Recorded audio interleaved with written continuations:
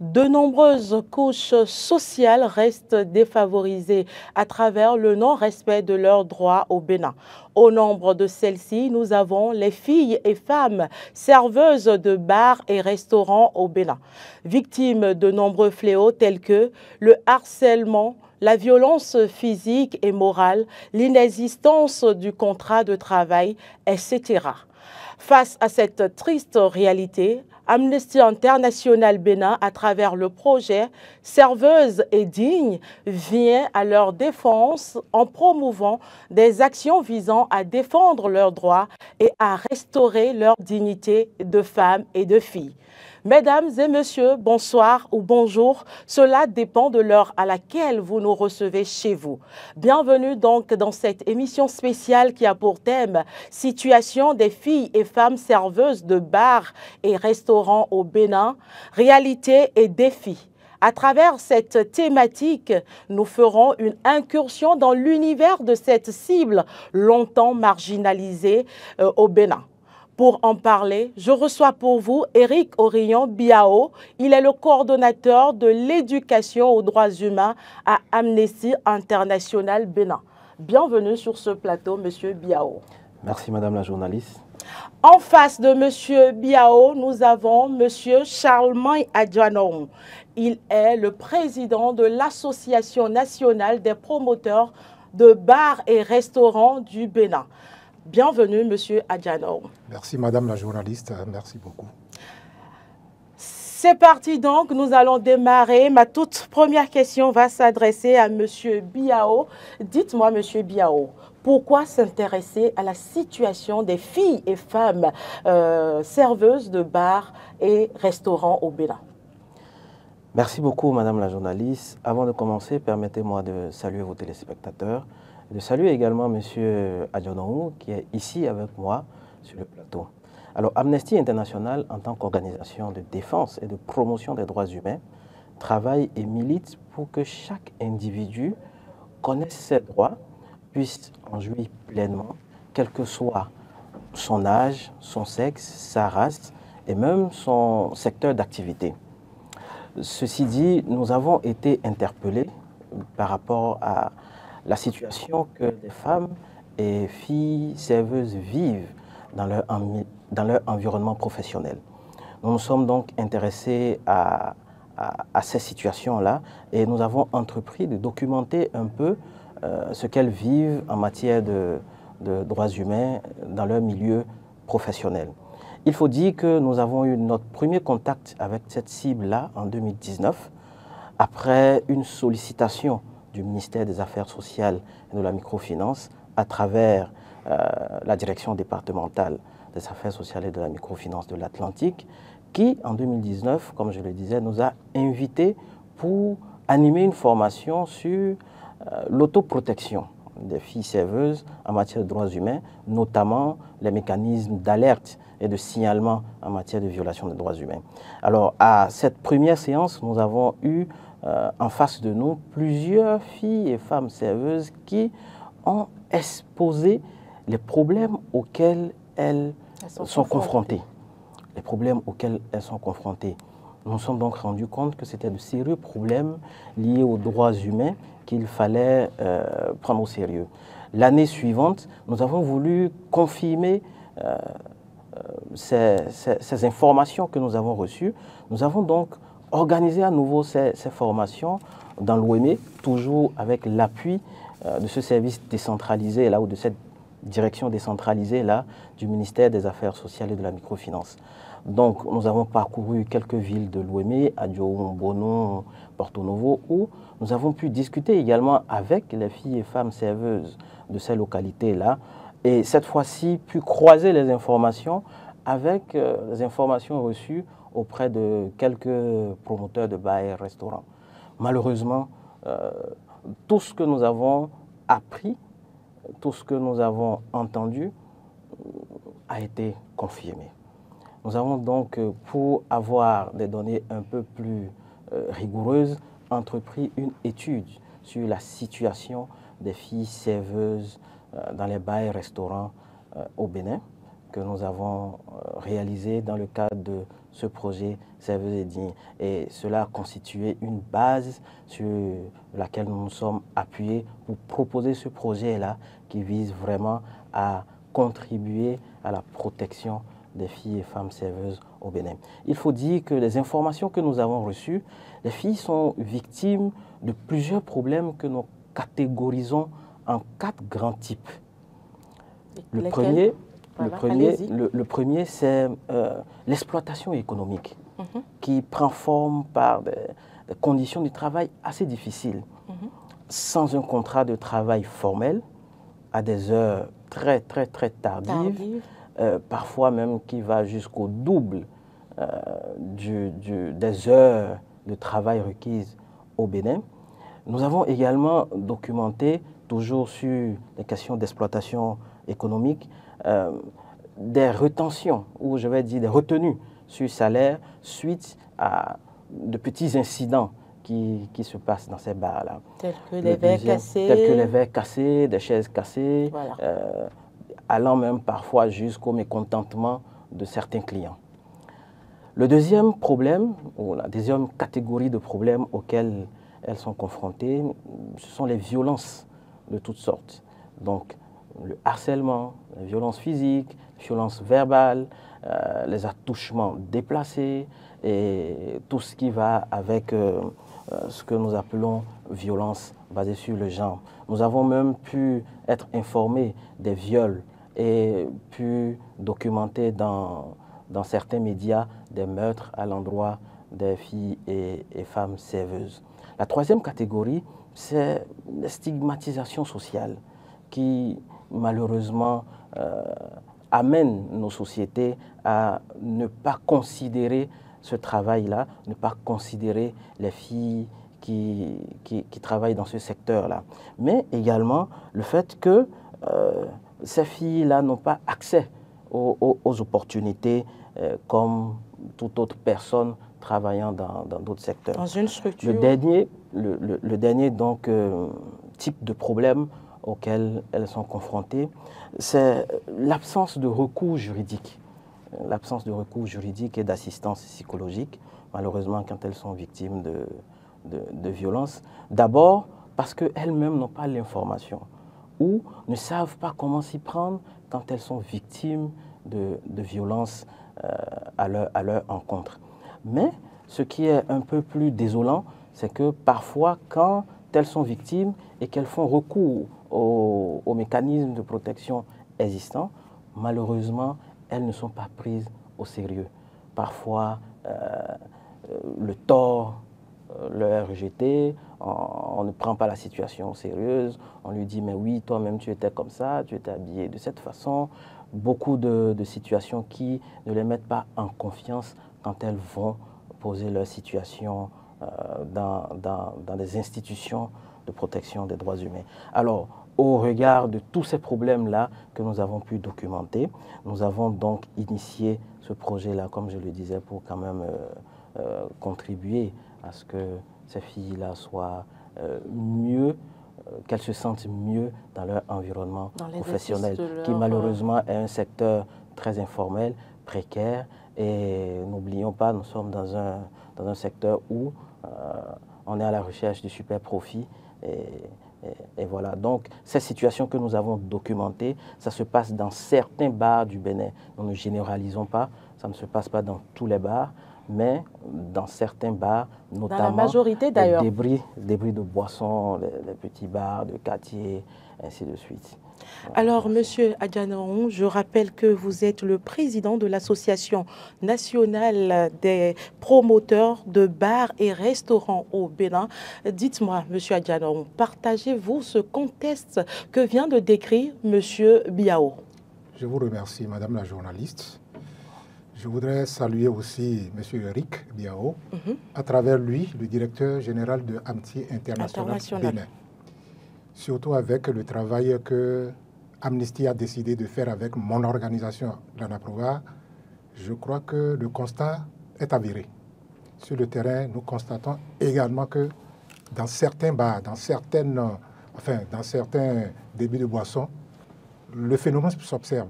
On observe effectivement que les femmes qui sont recrutées dans ces structures, franchement, ce n'est pas ça, ne correspond, leur comportement ne correspond pas à ce que ça doit être au niveau de ces structures-là.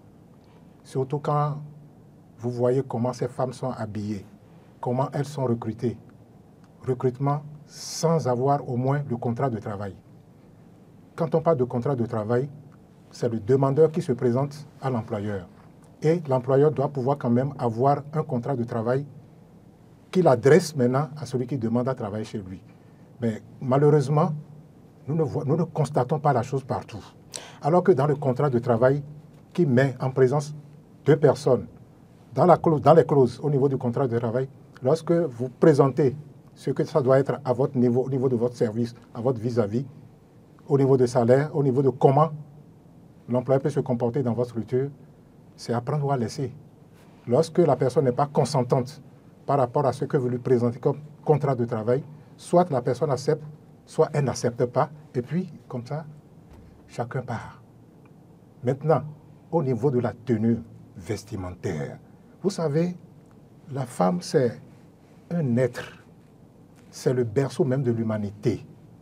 Et ce que nous disons, bien entendu que quand vous ouvrez votre bar, votre restaurant, c'est des gens qui doivent travailler avec vous, parce que quand le besoin se fait en sentir, vous devez aller vers les gens pour que ceux-là puissent quand même vous aider à faire le travail. Mais lorsque, par rapport à tout ça, nous constatons que dans certains bars, comme il a dit tout à l'heure, là, ce phénomène-là s'observe et que, sincèrement, certains clients qui viennent, ce n'est pas tous les clients qui acceptent ce genre de choses. C'est pourquoi je dis, au niveau de notre association, nous avons catégorisé les structures. Il y a les restaurants de première catégorie, les restaurants de grand standing qui ont du personnel bien sérieux, et les structures de moyen standing et les bars, les buvettes, qui courent les rues un peu partout aujourd'hui. Ces tenues ne sont-elles pas des prescriptions pour attirer la clientèle? Pas du tout. Monsieur Parce Adjadon, que dans la profession, il est prescrit que l'employé qui vient travailler chez vous doit se mettre dans une tenue normale. Et c'est indiqué dans la profession que quand tu viens travailler dans un bar, dans un restaurant, soit vous vous mettez en chemise blanche, pantalon noir ou bleu, soit les femmes se mettent en jupe, chemise blanche ou bleue, et puis avec cravate ou nœud. Là, c'est dans les restaurants que nous observons ça. C'est exigé partout. Mais au niveau des buvettes, ça ne s'observe pas. Nous constatons, tout le monde constate avec nous que ce n'est pas ça la règle en question. Parce que, vous savez, il y a certains clients qui sont pointus sur certaines choses, qu'ils n'aiment pas. Parce que lorsque le client travaille avec le stress, tout ça là, il veut aller se reposer quelque part, prendre un coup de la bière. Et puis lorsque déjà il n'est pas habitué à ce qui se passe dans ce lieu-là, très rapidement, lui, il part. Mais ça attire beaucoup plus d'autres personnes.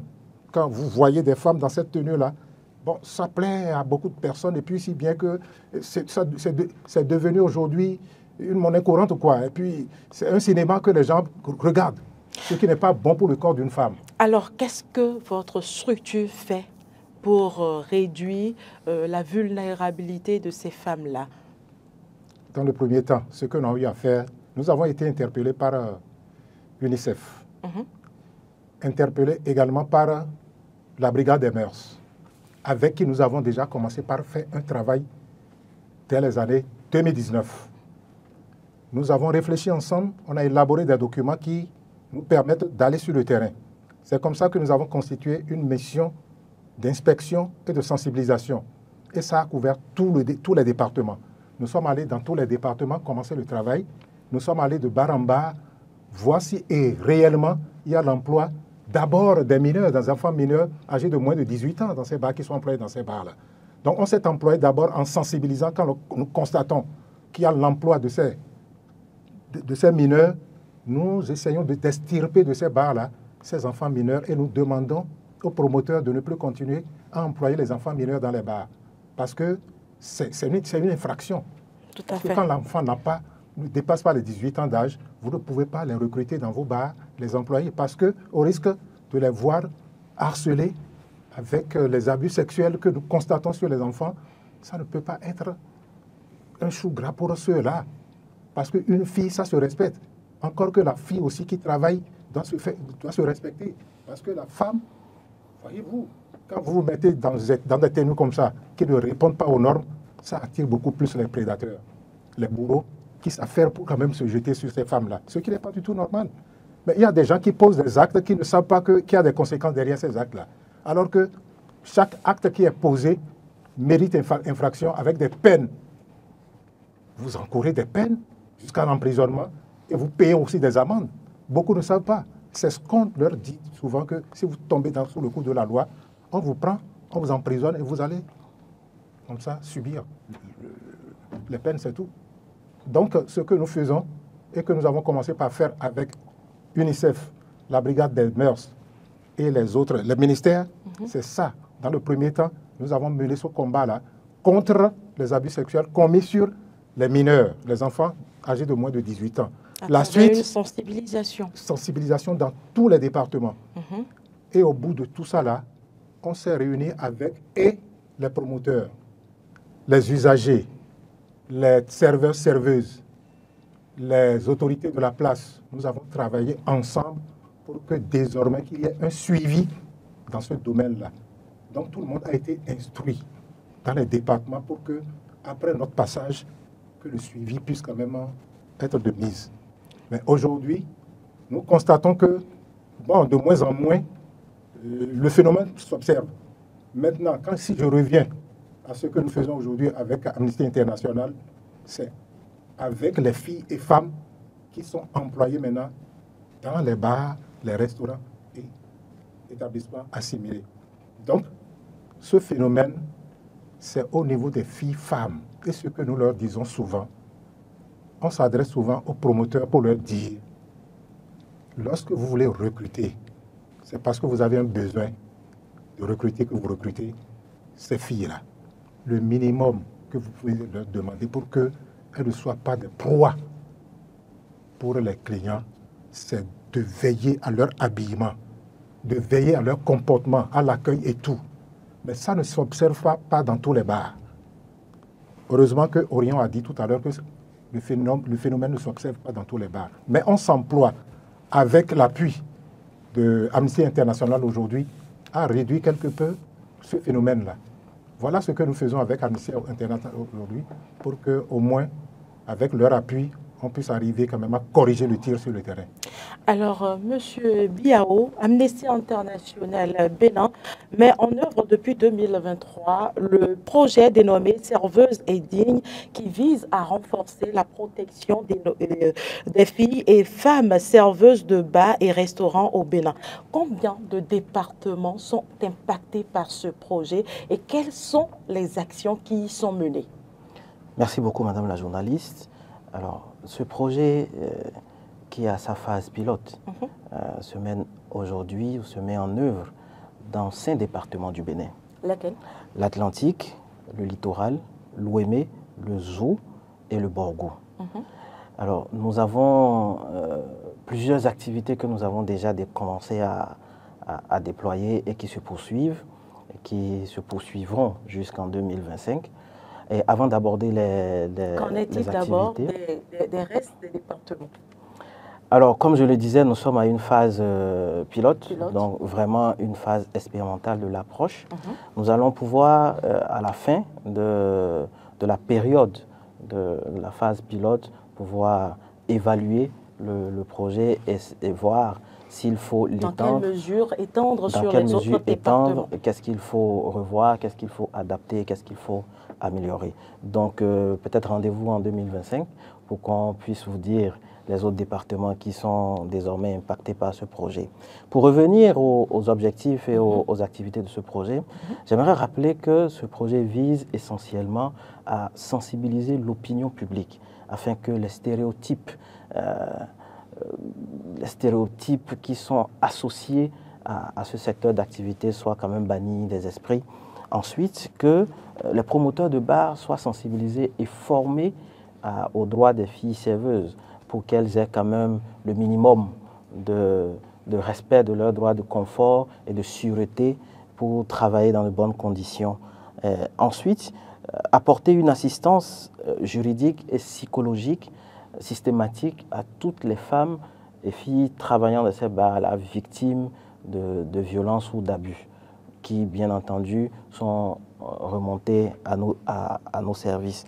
Après, renforcer la confiance en soi des filles et femmes travaillant dans les bars afin qu'elles aient le pouvoir de pouvoir décider pour elles-mêmes, de pouvoir dire, par exemple, je décide aujourd'hui de quitter ce secteur d'activité et je veux aller travailler dans un autre secteur, qu'elles puissent prendre ce genre de décision et pouvoir les poursuivre jusqu'au bout. Alors, avant de commencer véritablement le déploiement des activités, nous avons réalisé ce que nous avons appelé une cartographie des parties prenantes. Cette activité nous a permis de pouvoir identifier toutes les organisations qui, autrefois, se sont positionnées sur la question qu'est-ce que ces organisations ont fait, pour quels résultats et comment on pouvait nous intégrer dans ces approches-là. Cette cartographie également nous a permis de nous rapprocher des institutions de protection des droits humains et savoir comment cette cible-là est intégrée dans leur dispositif de prise en charge. Après, comme je le disais, nous avons réalisé cette étude-là pour confirmer l'étude de base dont je parlais tout à l'heure, pour confirmer toutes les informations reçues de part et d'autres. Nous avons également entrepris la formation des promoteurs et promotrices de bars dans les départements où nous intervenons.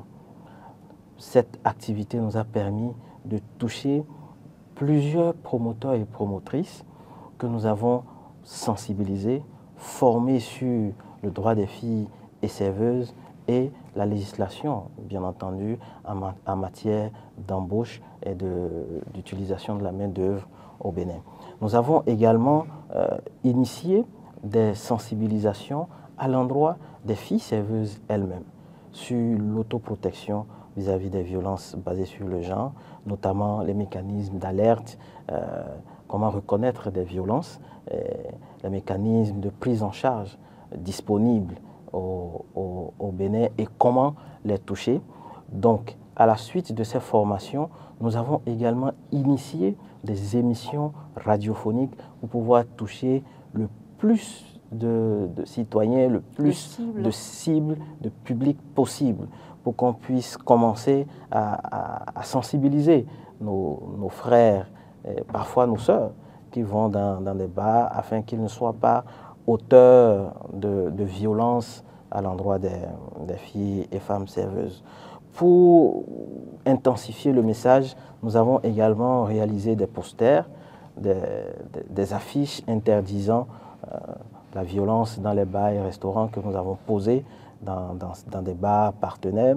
Nous avons également entrepris une campagne digitale pour sensibiliser le public sur les réseaux sociaux, le public numérique, sur la même question. Donc nous avons pu diffuser des visuels, nous avons organisé des webinaires et beaucoup d'autres activités en ligne pour toucher cette cible. Mais l'une des activités principales qui aujourd'hui constitue l'un des résultats phares de ce projet, c'est l'élaboration d'une charte de bonne conduite pour les promoteurs et promotrices, usagers et usagères des bars et restaurants au Bénin.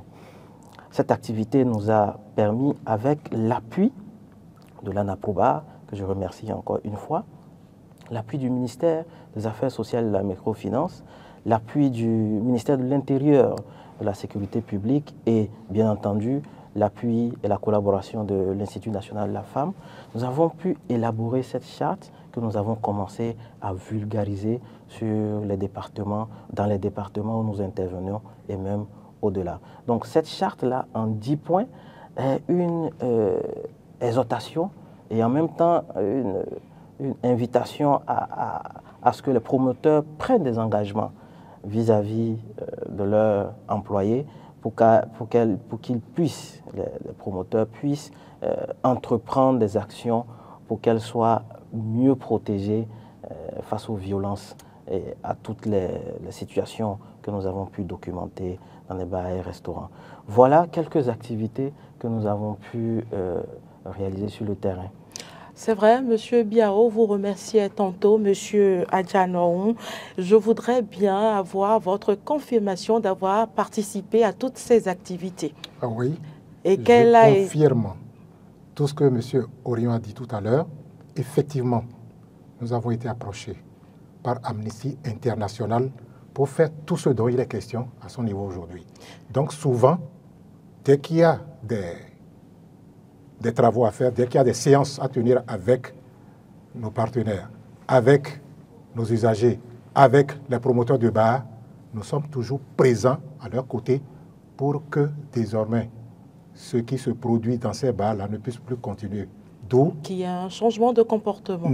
Tout à fait. D'où la formation des promoteurs, la formation des serveurs-serveuses, et aussi bien que ceux-là qui viennent boire dans nos bars-là, quelques têtes de ces usagers-là, on les invite afin qu'ils soient le courroie de transmission. Là, c'est vos contributions. Oui, afin qu'ils soient le courroie de transmission entre ce qu'ils doivent savoir au niveau des bars, le comportement qu'ils doivent tenir. Je parle de ces usagers-là. Bon, c'est eux qui servent de courroie de transmission entre nous et les autres usagers sur le terrain. Quant aux serveuses, nous avons instruit les promoteurs. Mais ce qui me pique un peu, c'est que quand vous les invitez, ces promoteurs-là, souvent ils n'ont pas le temps d'assister à nos séances. Ils envoient rien que leurs représentants, les gérants. Alors que ces gérants-là sont aussi concernés par rapport aux dérives que nous constatons sur le terrain. Alors là, nous avons toujours dit aux promoteurs d'assister à nos séances de formation que nous faisons, bien entendu, avec Amnesty International, que je salue d'ailleurs parce que Amnesty International, aujourd'hui, rend moi mon organisation visible sur le terrain.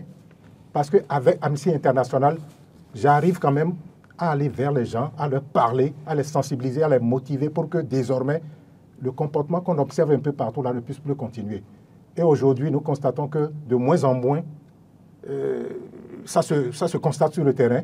Et puis, quand vous allez dans certains bars, moi, j'ai eu à voir certaines choses dans un bar là, que ça ne m'a pas du tout agréé. Vous allez dans un bar, je suis allé vers 19h30 comme ça, aller m'asseoir dans un coin. Mais nous sommes en train de mener ce combat-là contre certaines dérives. Les attouchements dont il a parlé tout à l'heure. Mais à ma grande surprise, je vais dans un bar. Mais qu'est-ce que je vois? Une fille qui va s'asseoir gaillardement sur les cuisses d'un usager, d'un client. Je dis, mais non. Je l'ai interpellé, j'ai demandé à rencontrer son patron. Elle m'a dit que le patron n'est pas là. Je dis, mais où est le gérant? Le gérant qui vient. Je dis, est-ce que toi, tu vois un peu ce qui se passe ici, là? Il dit, bon, lui n'est pas là. Il était occupé par autre chose. Je dis, il faut avoir un droit de regard sur ce qui se passe ici. Parce qu'il y a certains clients, prédateurs ou bien des bourreaux qui viennent, ne serait-ce que pour faire ce qu'ils doivent faire. Parce que c'est les femmes aussi qui se prêtent au flanc. Lorsque vous-même, dans votre tenue, vous n'êtes pas sérieuse en tant que femme, avec des tenues sexy qui dépassent les normes, ben ça attire beaucoup plus les hommes parce que la chair est faible. Vous savez que la chair est toujours faible. Mais que faire maintenant pour que cela ne puisse continuer dans ces bars-là? Parce qu'on a dit tout à l'heure que ça ne court pas dans tous les bars. Dans ces bars-là, nous sommes en train de nous échiner, de travailler pour que ça ne continue plus. Et avec l'appui de Amnesty International, nous sommes en train de gagner le pari. Mais nous allons toujours continuer à faire le travail sur le terrain parce que nous, on peut dire qu'on ne fait pas un travail de façon punitive. On fait le travail de façon à ce que les gens comprennent que ce qu'ils font là n'est pas bien. Après tout ça, après la sensibilisation, c'est la phase répressive. Qui arrive. Parce qu'on a assez sensibilisé, on a parlé, on a conscientisé les gens. Mais malheureusement, au lieu de corriger le tir, il y en a qui veulent végéter dans cette situation-là. Même il y a certains promoteurs qui n'ont jamais aimé voir des choses comme ça. Mais parce qu'ils ne sont pas réguliers dans leur bar là, parfois, ces dérives-là arrivent. Mais le gérant qui est là, il est à même quand même de suivre ce qui se passe et signaler tout ça à son patron. Et c'est la raison pour laquelle, avec Amnesty International, nous avons essayé d'élaborer une charte de bonne conduite pour que et usagers et, comment dire, serveuses, même le patron et promoteur qui se retrouvent régulièrement pour échanger, pour qu'on puisse instaurer dans les cœurs des gens cette charte-là. Lorsque le client qui arrive, qui veut boire, même s'il n'est pas instruit, il faudrait que, lorsqu'il va commencer par poser des actes comme ça, là, qu'on le ramène à l'ordre pour dire, va voir un peu ce qui est affiché là. Et vous lui expliquez le contenu de la charte à celui qui ne comprend pas français, qui ne s'exprime pas en français. Et il a dit tout à l'heure, c'est établi en 10 points. Donc, nous allons toujours continuer à sensibiliser. Mais les affiches, nous allons demander à Amnesty International de nous aider à aller dans tous les départements pour que les gens sachent qu'effectivement un travail a été fait et l'affiche existe. Tout ça a été affiché. Donc, le suivi, je crois que nous allons essayer de voir ce qu'on peut faire. Alors, chers amis téléspectateurs, j'annonçais à l'entame de cette émission l'intervention en direct de 2 personnes ressources. Il s'agira de Élise, serveuse de bar et restaurant dans le sud du Bénin, et de Thibaut, usager de bar et restaurant. Mais avant de les recevoir en direct sur cette émission, Monsieur Biao, nous allons d'abord nous intéresser au contenu de ce document qui est d'une grande importance aujourd'hui pour ce secteur d'activité. D'accord, merci beaucoup Madame la journaliste. Cette charte de bonne conduite, comme présentée à l'entame, comporte 10 points. Elle est dénommée charte de bonne conduite pour les promoteurs, promotrices, usagers et usagères des bars et restaurants du Bénin. Le premier point aborde l'élaboration et la vulgarisation d'un règlement intérieur qui régit les comportements à avoir dans un bar. Alors ici, c'est une exhortation aux différents promoteurs d'élaborer quand même des documents qui, je vais dire, donnent des orientations sur, par exemple, l'heure d'ouverture, l'heure de fermeture, certains comportements qu'il faut bannir dans son bar. Par exemple, nous savons que dans certains bars, les gérants eux-mêmes sont auteurs de violences, ou certains gérants de bar, donc tenanciers de bar, demandent à ce que les femmes, les filles serveuses, comme on le dit, aient des relations sexuelles avec eux avant d'être payées. Donc, plusieurs petits points qu'il va falloir élaborer, mettre dans un règlement intérieur clair et vulgarisé à l'endroit de tout le personnel du bar, qui également comporte des sanctions à appliquer quand ces comportements-là réprimables sont tenus dans le bar. En deuxième point, assurer la protection des bonnes mœurs, la préservation de la dignité humaine et la décence du style vestimentaire. Ici, j'aimerais rappeler que nous respectons quand même la liberté du style vestimentaire des filles et femmes qui travaillent dans les bars et restaurants, mais que cela ne soit pas une imposition des promoteurs de bars, parce que nous avons été informés dans l'étude que nous avons réalisée que certains promoteurs exigent certaines tenues, malheureusement dévalorisantes à leurs employés afin d'attirer de la clientèle. Cela ne justifie pas la violence qu'elles subissent, mais malheureusement, cela nous a été rapporté comme information. Mettre en place, ça c'est le troisième point, mettre en place des affiches interdisant les abus sexuels et les violences. Donc, c'est, comme je le disais, également une exhortation à l'endroit des promoteurs pour qu'ils puissent mettre des affiches d'interdiction d'abus dans leur bar. Vous savez, quand vous allez dans un espace où vous avez une pancarte avec interdit de fumer, no smoking, vous vous retenez. Tout à fait. Donc, c'est ce que nous voulons quand même, c'est ce que nous espérons avoir avec ces affiches-là qui seront posées dans les bars et qui interdisent, des affiches imagées, qui interdisent par exemple les attouchements déplacés et beaucoup d'autres actes que nous remarquons dans les bars. Le quatrième point, ne recruter aucun employé âgé de moins de 18 ans. Je pense que le président Anaproba a été clair dessus et il y a un gros travail qui se fait afin qu'aucun enfant ne travaille dans les bars et restaurants au Bénin. En cinquième point, élaborer et signer un contrat de travail entre les deux parties après vérification d'une pièce d'identité ou d'un acte d'état civil. Ça, c'est capital, de pouvoir définir les bases de collaboration. Donc, c'est également une exhortation aux différents promoteurs de bars. Et les déclarer également. Bien sûr, aller jusqu'à les déclarer. Bien sûr, comme je le disais, c'est un secteur informel. Informel, tout à fait. Donc, aller jusqu'à déclarer ces filles-là, ça sera l'un des meilleurs résultats que nous allons pouvoir leur assurer le soir de leur vie. Bien sûr, bien sûr. Nous avons commencé à avoir des promesses. Nous faisons des suivis derrière. Nous accompagnerons également les promoteurs de bars qui émettent déjà ces promesses-là afin de signer ces contrats-là et de déclarer les employés. Voilà, Monsieur Biao, avant de poursuivre avec les 5 points restants, nous allons recevoir Élise qui est déjà en ligne. Madame Élise, bienvenue dans cette émission. Merci, madame. Bonsoir.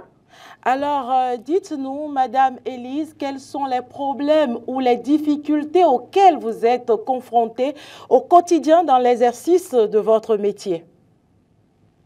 Bon, les difficultés à laquelle nous sommes rencontrés souvent au niveau de notre travail, ça vient des attouchements. Les attouchements au niveau des clients. Lorsqu'ils viennent dans les bars et veulent boire leur boisson, ils exigent qu'on s'assoie à côté d'eux. Et lorsqu'ils seront en train de boire, ils sont en train de balader leurs mains sur notre corps. Ils seront en train de faire des blagues à notre rencontre qui nous donne pas une image propre au niveau des autres clients qui sont dans le bar. Certains même l'autre. Alors, quelle est votre réaction quand ces clients ou ces messieurs vous touchent ainsi? Lorsqu'ils nous touchent, bon, on fait avec eux pour ne pas les frustrer, pour ne pas les chasser, pour pouvoir faire notre travail ou qu'ils nous signalent auprès de nos promoteurs. On fait avec, on les attire, mais on met une barrière, on met une barrière entre nous avec les clients. Alors, quelle est la réaction souvent de vos promoteurs lorsque vous vous plaignez? Est-ce que vous avez l'habitude d'ailleurs de vous plaindre à vos supérieurs? Les clients qui sont trop insistants, ça vient qu'on se plaigne auprès de nos promoteurs. Ça arrive que certains promoteurs nous comprennent. Et ça arrive aussi que certains qui sont dans le coup avec les clients et prennent de l'argent chez eux ne nous comprennent pas. Et qu'est-ce qu'ils font dans ce cas-là? Ça vient de fois qu'ils ne nous payent pas nos salaires ou nous sommes sanctionnés ou l'argent, les salaires qu'on prend à la fin du mois est diminué. Alors, vous particulièrement, Madame Élise, qu'est-ce qui vous amène à faire ce boulot, à exercer ce métier aujourd'hui? Bon, pour trouver de l'argent et survivre à mes besoins. Vous n'avez aucune formation? Non. Aucun apprentissage? Non, j'ai arrêté l'école en 5e. Et pourquoi ne pas vouloir, par exemple, aller apprendre un métier autre que d'exercer dans un bar, par exemple? Bon, pour apprendre un boulot ou faire une formation aujourd'hui maintenant, ça demande une aide ou bien de l'argent pour pouvoir le faire. Voilà que ça, il n'y a pas. Donc, on est obligé de trouver un petit métier pour pouvoir subvenir à nos besoins. Merci à vous, Madame Élise. Merci pour toutes ces précisions. Avant de recevoir Monsieur Thibault, nous allons poursuivre avec vous sur ce plateau, Monsieur Biao, les 5 autres étapes. Voilà. Oui, je pense que j'étais sur le sixième point. Le sixième point qui parle de la sensibilisation et de la formation des filles et femmes serveuses sur les comportements à avoir face aux violences basées sur le genre.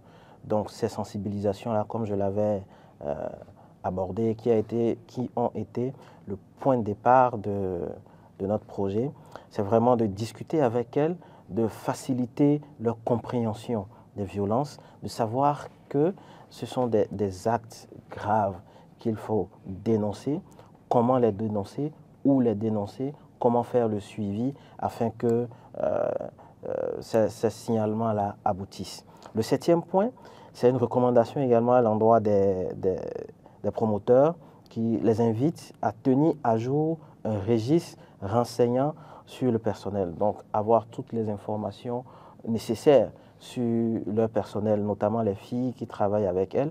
Parce que, comme vous savez, parfois, les filles viennent soit être déposées par ce que nous appelons de griffe des démarcheurs, qui derrière prennent de l'argent, mais le promoteur parfois n'a aucune information sur ces filles-là, qui sont des employés, et parfois même elles ne savent pas les promoteurs ne savent pas qui contacter en cas de problème, et parfois les démarcheurs qui se désengagent quand il y a un problème, ou même de façon pratique si un soir une servante quitte le bar au-delà de 4 heures du matin, 3 heures du matin, rentre à un domicile X et ne revient pas le lendemain matin, que le promoteur puisse dire attention, allez voir si tout va bien au domicile de X personnes. Donc, c'est quand même des informations de base qu'il faut avoir pour pouvoir réagir aussitôt quand des problèmes se posent. En huitième point, signaler aux services compétents toute infraction commise à l'endroit des filles et femmes serveuses et restaurants, dans les bars et restaurants. Je pense que ce point-là invite toute personne, usager ou usagère dans des bars et restaurants, d'avoir le réflexe de signaler les incidents aux structures compétentes quand des incidents se posent dans ces milieux-là. Je pense que ça protège tout le monde, ça protège et le promoteur, ça protège également la victime qui, en ce moment, a sûrement besoin d'accompagnement adéquat. Le neuvième point, s'abstenir des attouchements déplacés et non consentis à l'égard des filles et femmes serveuses. Le dixième point qui aborde l'adresse aux filles et femmes serveuses, donc la façon de parler aux filles et femmes serveuses, la courtoisie, le respect avec lesquels il faut s'adresser aux filles et femmes serveuses. Je pense que ce sont des points qui nous permettront quand même de pouvoir suivre et sensibiliser les promoteurs de ces bars-là afin que les filles soient quand même protégées et que chacun leur réserve des espaces pour exercer leur profession. Alors, Monsieur Chalmaï Adjanoron, voilà, nous avons tous écouté sur ce plateau les problèmes auxquels ces jeunes filles ou encore ces jeunes femmes sont confrontées dans les bars et restaurants. Je sais, pour avoir eu des informations que ça va même jusqu'à des actes sexuels et des grossesses s'en suivent parfois. Quelle est votre appréciation? Mon appréciation n'est pas du tout bonne. C'est ce que je disais tout à l'heure.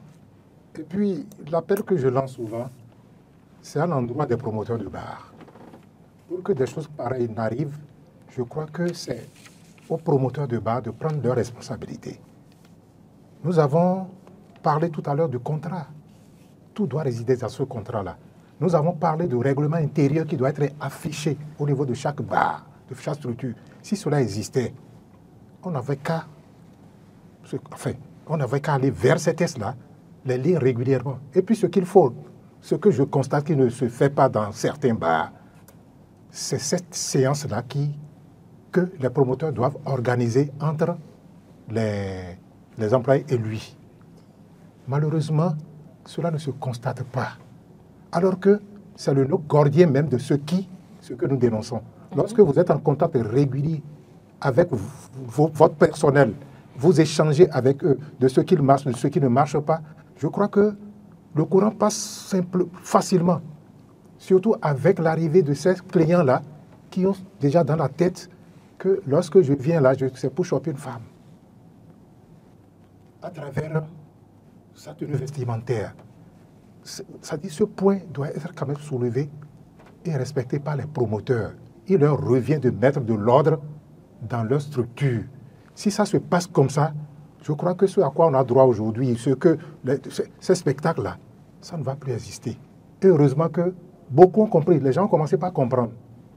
Et ce que je demande qu'on fasse, c'est l'affichage de cette charte, parce que nous avons été invités, non seulement invités pour faire une séance là-dessus, mais on était au cœur de la monture de cette charte de bonne conduite. C'est nous-mêmes qui avions monté, parce que Amnesty International nous a laissé la latitude de faire le travail nous-mêmes, parce que c'est nous qui sommes concernés par rapport à tout ce qui se passe dans ces bars-là.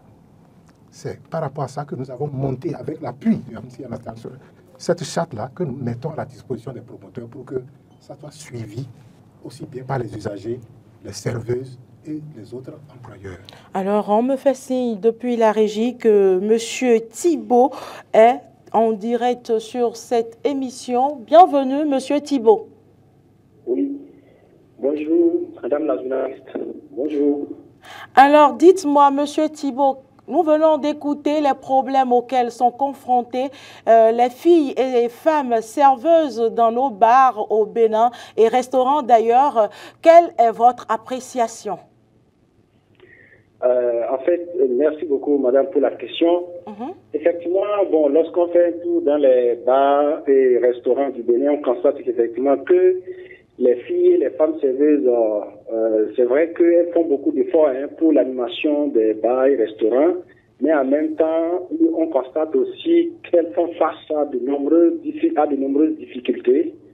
Bon, lorsque par exemple on les voit, on constate que c'est des personnes qui travaillent vraiment à des heures un peu tardives, et presque toute la journée.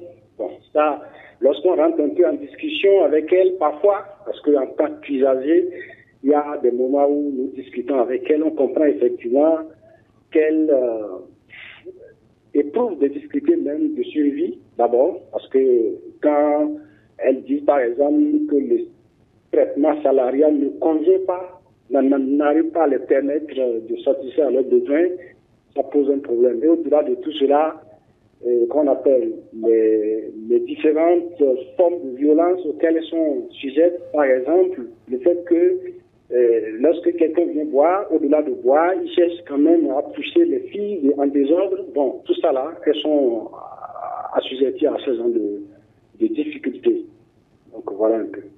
Alors, tout à l'heure, Madame Élise s'accentuait sur le harcèlement et l'attouchement plus précisément. Oui, est-ce que vous confirmez que ces filles sont confrontées à cette difficulté-là? Ah oui, ça c'est récurrent dans les bars. Ça là, je pense même que parfois on a l'impression que les patrons aussi sont peut-être en conflit. Comment on appelle, en complicité. Sont complices. Parce que même quand ils voient ça, je ne sens pas qu'ils prennent des dispositions ou des démarches avec les clients pour dire les filles ne sont pas comment on appelle, disposées à votre service pour les toucher, pour vous servir. Je ne pense pas que les promoteurs aussi agissent de cette façon. Mais je peux aussi dire quelque part que ça dépend aussi de ces filles-là qui parfois ne sont pas aussi trop, comment on appelle, quand elles cherchent aussi à retirer quelque chose des usagers, ça fait que les gens sont obligés aussi parfois de... Elles provoquent, elles sont parfois consentantes, vous voulez dire? Oui, moi je peux dire que c'est ça aussi à un moment donné. Elles-mêmes, elles provoquent parce que parfois, même quand vous êtes accompagné de votre épouse quelque part, elle vient vous souffler à l'oreille, est-ce que je peux avoir une 500?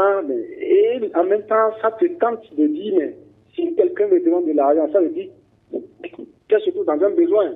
Et là, avec un peu d'effort, ça veut dire que nous pouvons sortir. Voilà un peu, voilà je pense. Et vous, en tant qu'usager dans les bars, qu'est-ce que vous pensez qu'on peut faire aujourd'hui pour changer la donne? Bon, vraiment, il faut un travail à tous les niveaux. Hein. Il faut un travail de conscience à tous les niveaux. Il faut d'abord sensibiliser les usagers, c'est-à-dire la population en général, du fait que dans la conscience de la population, qu'on ne puisse pas penser que le métier de serveuse est un métier de fille prostituée, par exemple. Donc, il faut qu'on arrive à éduquer la population de cette façon. En dehors de ça, les filles serveuses aussi, à leur niveau, il faut qu'on leur apprenne à se respecter, à rester dignes, à pouvoir refuser certaines déviances. Et de la part des promoteurs aussi, il faut qu'ils arrivent à respecter au moins, comment on appelle, les horaires prescrits et, comment on appelle, la rémunération nécessaire. Merci à vous, Monsieur Thibault. Merci pour toutes ces explications. Je rappelle que vous êtes usager de bar à Cotonou. Monsieur Biao, vous venez d'écouter Madame Élise et ensuite Monsieur Thibault. Qu'est-ce que vous avez à dire? Alors, je pense que l'intervention de Madame Élise illustre bien tout ce dont nous sommes en train de parler ici. Tout à fait, oui. Par contre, l'intervention de Monsieur Thibault m'amène à quand même exposer quelques difficultés auxquelles nous faisons face sur le terrain, parce que en parlant de filles qui aguichent les clients, effectivement, nous avons été confrontés à ces cas d'exemple où des filles elles-mêmes aguichent, des filles elles-mêmes. N'est-ce pas un problème d'éducation et de pauvreté? Oui, ce qu'il faut dire, au-delà de la précarité de l'emploi, qui parfois les amène les oblige à la limite à aguicher certains hommes pour pouvoir avoir de l'argent, il y a le fait que ce secteur également, dans la population des filles serveuses, il y a certaines filles que nous appelons des travailleuses de sexe non affichées qui viennent dans ce secteur avec des objectifs clairs et précis.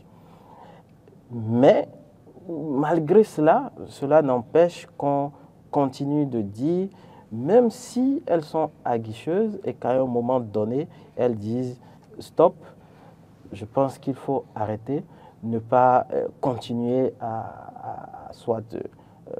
continuer à toucher, continuer à forcer la main pour avoir des relations sexuelles ou toute autre chose avec elles. Donc, effectivement, nous avons des femmes aguicheuses, mais le travail que nous faisons, c'est pour que toute personne allant dans un bar ne se dise pas systématiquement « je suis en face d'une personne facile vers qui je peux... » Justement, c'est pour ça que je parlais tantôt d'un problème d'éducation. Oui, bien sûr, c'est un problème d'éducation. Et comme je le disais, nous faisons ce travail également avec les filles serveuses.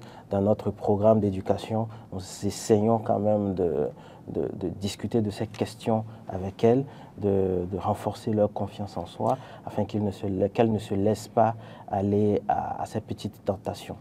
Alors, Monsieur Biao, je vais rester avec vous. Quelle est la suite, les prochaines étapes parlant de ce projet? Alors, toutes les activités principales de ce projet ont déjà commencé à être déployées. La suite pour nous, c'est vraiment de continuer à faire le suivi.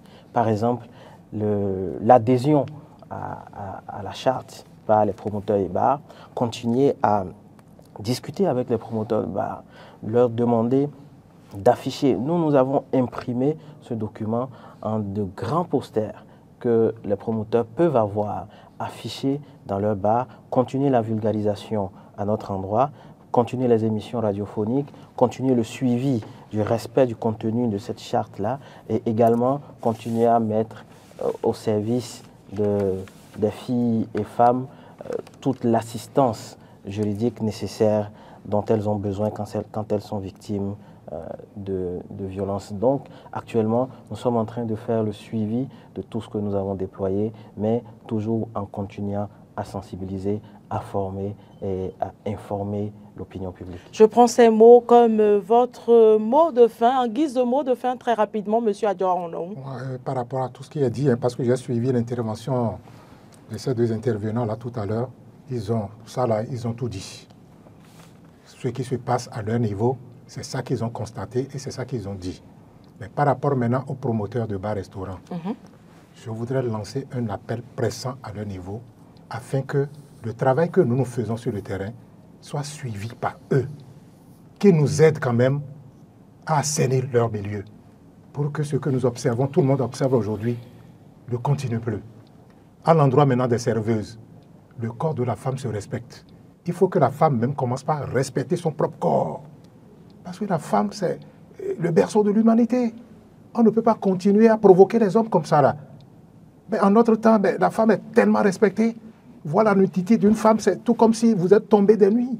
Mais aujourd'hui, tout se passe en ville un peu partout, tout comme si c'est la femme qui tient tout le monde dans le pays. C'est pas bon. La femme, c'est un corps qui se respecte. Donc désormais, il faut que les gens nous accompagnent dans ce que nous faisons là, pour que ces bêtises-là ne s'observent plus sur le terrain. Merci, Monsieur Adjanaou. Mais avant de conclure cette émission, nous allons faire un tour à la régie pour suivre un spot publicitaire, pour un spot de sensibilisation réalisé dans le cadre du projet Serveuse et digne de Amnesty International Bénin.